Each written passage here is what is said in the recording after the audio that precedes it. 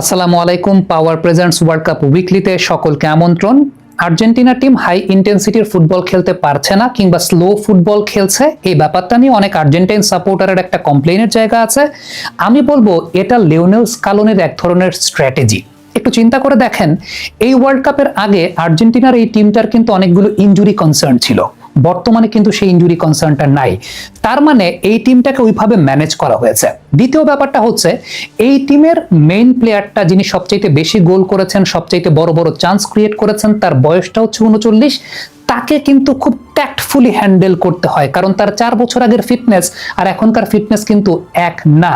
So সেই জায়গাটাতে Argentina 2022 বিশ্বকাপের পর থেকে তারা তাদের প্লেইং প্যাটার্নটা এরকম করেছে যেটা আসলে টেস্ট ম্যাচ ক্রিকেটের মতো, হোল্ডিং অন। অর্থাৎ এই জায়গাটা তারা ম্যাচটাকে বড় করতে চায়, এনার্জিটাকে কনজিউম করতে চায়, এবং তাদের ওই ভরসার জায়গাটা আছে, তারা যদি এনার্জিটা কনজিউম করে, ম্যাচটাকে যদি বড় করে, শেষের দিকে they will be the better team.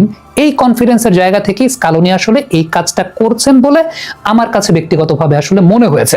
এখন লিওনেল মেসির প্রসঙ্গে যদি আমি আসি, গত বিশ্বকাপে লিওনেল মেসির যে বয়সটা ছিল, হাই ইন্টেন্সিটির ফুটবলটা তিনি খেলতে পারতেন এবং আর্জেন্টিনা কিন্তু ফার্স্ট হাফে ম্যাচটাকে কিল করে ফেলতে চাইতো।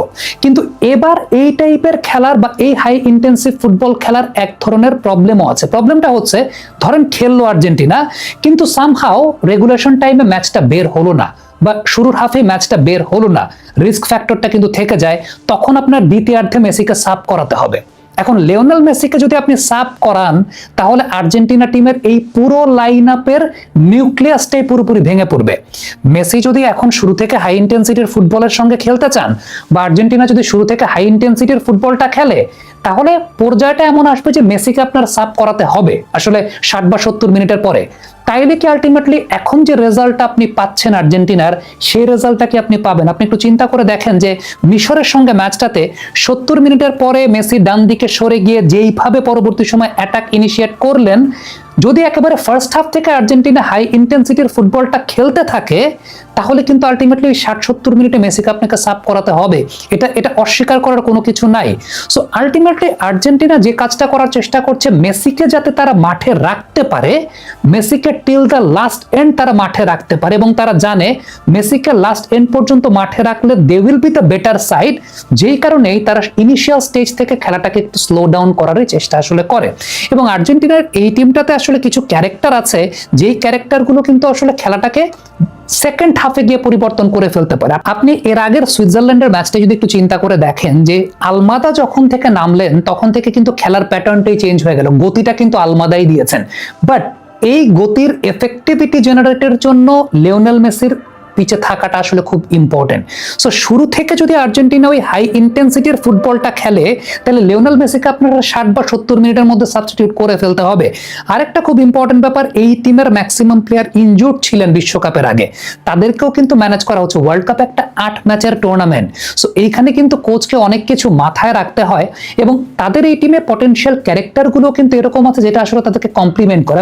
আমি আলমাদার কথা বললাম, আমি গনজালেজের কথা বলতে পারি, বা দিক থেকে টেলিফিগোকে বসিয়ে যখন তাকে নামানো হয়, তখনও কিন্তু ওই জায়গা থেকে অ্যাটাক ইনিশিয়েট হয়। এবং একটা বিষয় খুব লক্ষণীয়, সেটা হচ্ছে যখন সুইজারল্যান্ড এর আগের দিন পুরোপুরি লো ব্লকে চলে গেল 10 জনের টিম হওয়ার পরে, স্কালোনি কিন্তু 4 জন ফরওয়ার্ড নিয়ে সেখানে খেলেছেন।